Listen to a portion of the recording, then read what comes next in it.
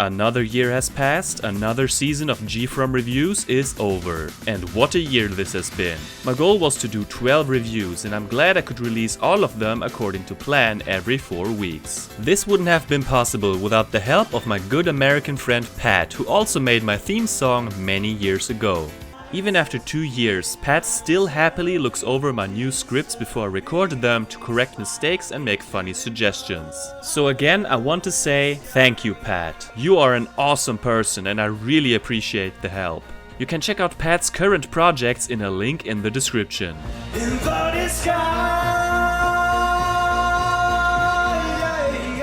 Like I said, I released a dozen videos this year. 3 reviews were of games I had already reviewed on the original run of my show way back between 2009 and 2011. I still mostly focused on Sega and PlayStation, but also added my first Nintendo reviews. So, I reviewed 2 DuckTales games, 2 Tekken games, 2 Tomb Raider games, 2 Ratchet & Clank games, and 4 Sonic the Hedgehog games from 1993. Like last year, I want to end this season by ranking all of these titles. Just for shits and giggles, I'll add the same old clips of my friends from 2010 for the countdowns. It's tradition at this point. Remember, this list is purely based on my personal enjoyment of these titles. The order could change over time, but this is where I stand for now. Please join me as I count down my top 12 games from Season 2. Boys Klotz Productions.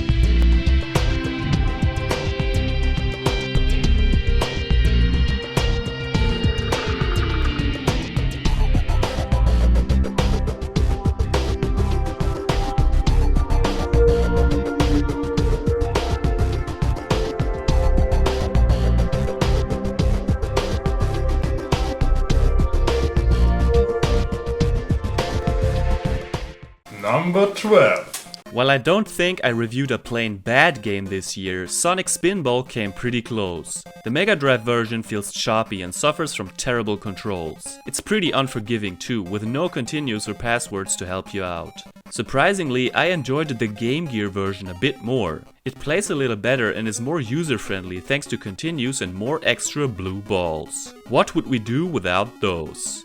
Chaos Emeralds keep the volcano in stable condition. These are protected by a pinball defense system. What? You don't have a pinball defense system to protect your loved ones? Do you even care about them? You start with 3 lives, but for every 20 million points you get an extra ball. You get points for pretty much everything. Since it's very easy to die and there are no continues or passwords, I've never been this happy about extra blue balls in my entire life. Not even lying. With 3 of them collected, I can face the first boss. Scorpius. No, not Scorpius from Farscape. A Robo-Scorpion with Robotnik's face. This scorpion is not as fast or as agile, but its powerful pincers and sting make it every bit as deadly. 11. Sonic Chaos is a very underwhelming game that doesn't stick out in the grand scheme of things. It's cool that you can choose between Sonic and Tails, the latter being able to fly for the first time in the series. Sadly, it's very short and too easy, but still has some bullshit deaths for good measure. I found the Game Gear port to be slightly superior over the Master System version due to better controls. It's a title you can easily skip without missing much. Spinning the bonus plate at the end can give you rewards if you're lucky. But what's up with that? 793 kilometers per hour? I never understood this. Is this game actually trying to tell me that I ran at 793 kilometers per hour? Does this look like fucking 793 kilometers per hour? I just took it for granted that he's the fastest thing alive, but what if he's just the biggest fraud this side of South Island? Check his odometer. I think I'm onto something. Number 10. DuckTales 2 is an improvement over the original game in many ways, thanks to new moves and abilities. It misses some of the magic the original had. What makes it inferior overall is the rather generic music and bland level design. That said, it's a decent game in its own right and worth checking out if you're a fan of the original. The Game Boy port is my preferred version, mainly because the music is superior. Of course, Scrooge, the greedy old bastard, needs to find the hidden treasure. Because there's no such thing as having enough money. How's it going, Uncle Scrooge? Well, geez, I don't know. I've been falling through trapdoors, almost drowned in quicksand, got attacked by mummies and goddamn bugs. I hate bugs. Other than that, it's been a jolly good time, Louis. Thank you very much. Turns out one of the blocks has a mechanism revealing sandfalls. Yes, sandfalls. They're like waterfalls, except they're dry and unpleasant. I don't like sand. It's coarse and rough and irritating, and it gets everywhere. Number 9. This one is hard to rank because Unfinished Business is technically just an add-on for Tomb Raider 1. Of the 4 levels, I found 2 to be excellent, 1 good and 1 just average. They went a little overboard with the sheer amount of mutants you have to kill in the last stage. For fans of the classic games, it's an interesting experience to play levels you're not familiar with. Nowadays it's easy to get it to work, so you should absolutely give it a try. What's the punishment for shooting big black cats in a cat temple? Hey! Death. Look at that, a cat with a cat in its mouth. Or in other words, the meow meow has a meow meow in its meow mouth. This room with the glass floor and incubators is pretty cool. Hey, get out of my face! If you look up trial and error in the dictionary, you'll see a big fat red boulder rolling off the page. These assholes are standing there like Michael Jackson at the start of his Dangerous Tour concerts. Only here, no one is applauding, just one guy booing. You suck! No, wait. I wasn't quite sure if I should review this game at all, but I wanted to find out if I could make an entertaining video based on a puzzle game. It was uncharted territory for me. Dr. Robotnik's Mean Bean Machine turned out to be the biggest surprise of the year for me. I enjoyed the game way more than I expected, even the Game Gear port. The Mega Drive version reigns supreme though, and I couldn't stop playing, even though the hardest difficulties almost gave me a heart attack. Yeah, Sonic is nowhere to be seen in this game. He's not even mentioned. Instead, let me introduce Has-Been. Yeah, Has-Been. Great pun. I've been thinking about similar puns, but it's been so hard. Squeal kinda reminds me of Patrick from SpongeBob SquarePants with a pig nose. Also gut, Spitzkopf. Deine Zeit läuft ab. Du nennst mich Spitzkopf? The reward is a very brief cutscene. Quit smirking and start working. Sick. Bro, you could be a rapper. Oh, wait. From here on out, the list was very difficult to put together. All of the following games are simply great and part of my personal video game champions. Number 7. Ratchet & Clank 2 is better than the first game in many aspects. The controls are superior and the ability to strafe completely changes how you approach combat. This is the game that introduced the genius concept of gradually leveling up health and weapons. What drags it down for me are the sections where you have to collect crystals and moonstones in open areas and one of the boss fights. Other than that, it's an incredible game. This guy might look tough, but he has a sensitive side. Touch him, and it's Plasma City! Oh gosh, you didn't have to yell. Man, what a pussy. Hey! What the fuck is wrong with you? You can't say that shit. It's offensive and insensitive towards pussies. Oh gosh, you didn't have to yell. Look who we have here, the Shady Salesman. Slim Cognito and the Shady Salesman should open a store together and call it the Slim Shady. Slim Shady. Slim Shady. Slim Shady, brain dead like Jim Brady. I'm a M80, you little like that Kim lady. Kim lady. Sorry, I got slim tracked. They even hide in cornflakes boxes. If I can't have cornflakes without the fear of being eaten, then breakfast has lost all meaning. Number 666. Sonic CD could have been the best game in the series. Sadly, the time travel mechanics are a little too complex for their own good. I love that there are 4 different versions of each stage, but on some levels it's so hard to time travel. Otherwise, the game has a lot of great aspects, especially Stardust Speedway and the race against Metal Sonic. Just for the music alone, it deserves a spot in the video game Hall of Fame. At the end of Act 1 we face our biggest fear. Are you ready for this? It's a girl. Get off me! Collision Chaos. Oh, God damn it, Amy. You clingy critter, leave me alone. It's so fast. Damn, this is making me dizzy. Gotta go puke. I mean, Robotnik is using bubbles for protection, for crying out loud. Bubbles! Against a fucking hedgehog. Are you even a real doctor? Leave me alone. I have a restraining order somewhere around here. Alright, fine. Have it your way. Fuck personal space, am I right? Wait, what's going on here? I can't believe this! This is a children's game! But I'm not a child anymore. 5! Number 5! Oh, 5! Woo! It's hard to put into words just how much of an improvement Tekken 3 is over its predecessors. More modes, new moves, better controls, faster gameplay, a bunch of new characters and an excellent soundtrack are just a few reasons it will go down as one of the best fighting games I've ever played.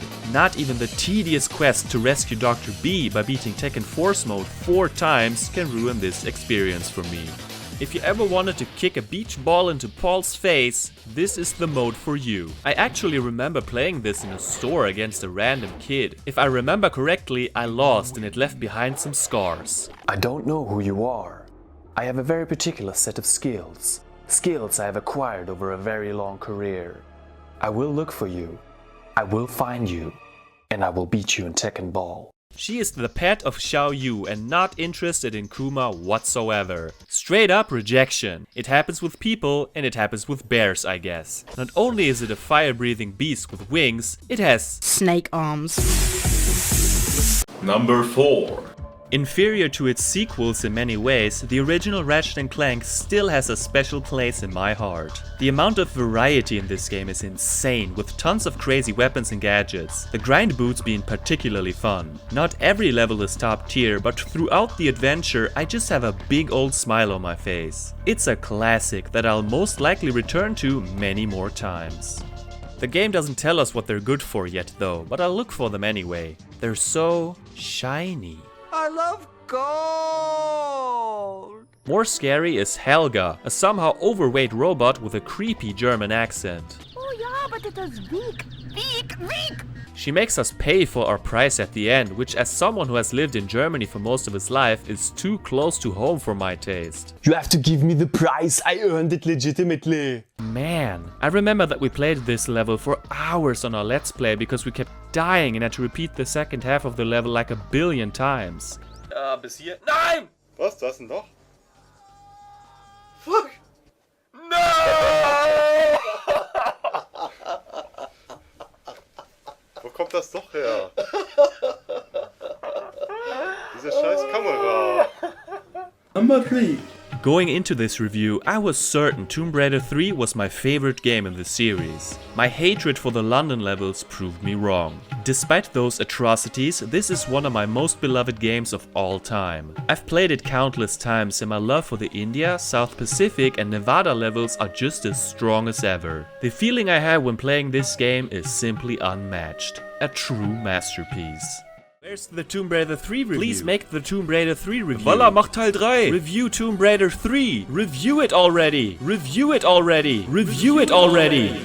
Winston, our trusty old farting butler, tags along as usual. Can we lock him in the freezer again? Yes, we can. Should we lock him in the freezer? Absolutely. But wait, could it be? Winston! I warned you, old man. I've had enough of your stalking. We can't really do anything with the UFO yet, but we have to get on its roof to collect a launch code pass. Who on earth put it there? Or someplace other than Earth? Oh no, an alarm. Alarm! Alarm! A wise man once said, don't mess with a guy holding a flamethrower. Well, I said that. The final 2 games are almost flawless to me and picking a winner was a bitch. But I had to make a tough choice. Number 2, Senor Bond. DuckTales is both my favorite NES and Game Boy game. The NES version is slightly better in my opinion and has stood the test of time with grace and glory. Okay, it's not a piece of art in a real museum, but we're talking about video game masterpieces. Rarely can I replay a game this often and get the same amount of enjoyment out of it every single time. Whether I try to get the perfect ending or go for a speedrun, the flawless controls and outstanding 8-bit tunes make it one of the best experiences I've ever had with a video game. Ice cream restores 1 health point and cake refills your entire life bar. What? I'm restoring my health. I'm getting Tomb Raider 2 vibes here. Spiders, boulders, icicles, yetis. Now it's official. Tomb Raider 2 ripped off DuckTales. Case closed. My number one pain in the ass, rancid, putrid, garbage can enemies have to be the bees. Mrs. Beakley, now I can scratch eating tons of ice cream on the moon off my bucket list. The final treasure worth $1 million is green cheese? I have so many questions. Number 1! Tekken Tag Tournament is not only the number one game I reviewed this year, but also my absolute grand champion when it comes to fighting games. This is pure perfection for me. I love the tag mechanics, the visuals and overall feel. Again, the soundtrack blows me away on every listen. The absolute best aspect of the game is Tekken Bowl, which I've played countless times over the years. Rarely have I had as much fun with a game as with this one. Hey, wait a minute, where is Devil? This isn't fair, it's 2 against 1. Aw yeah. Does that also work with Ogre and True Ogre?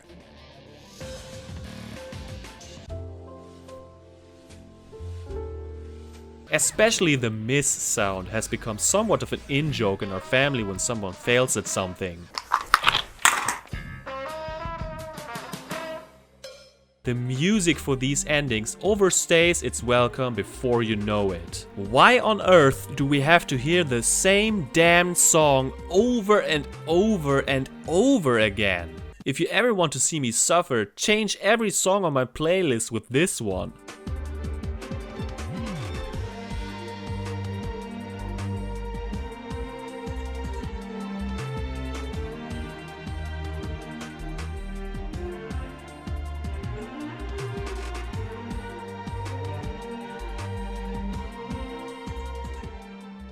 That's it for Season 2. Thank you all for your support and nice comments this year, and I hope to see you all when I release Season 3 in 2023. I can't wait to share my new stuff with you. Hey everyone, this is GFrom. Thank you so much for watching my video. Feel free to rate, comment, subscribe and follow me on Instagram. I'll see you later. Have a nice day.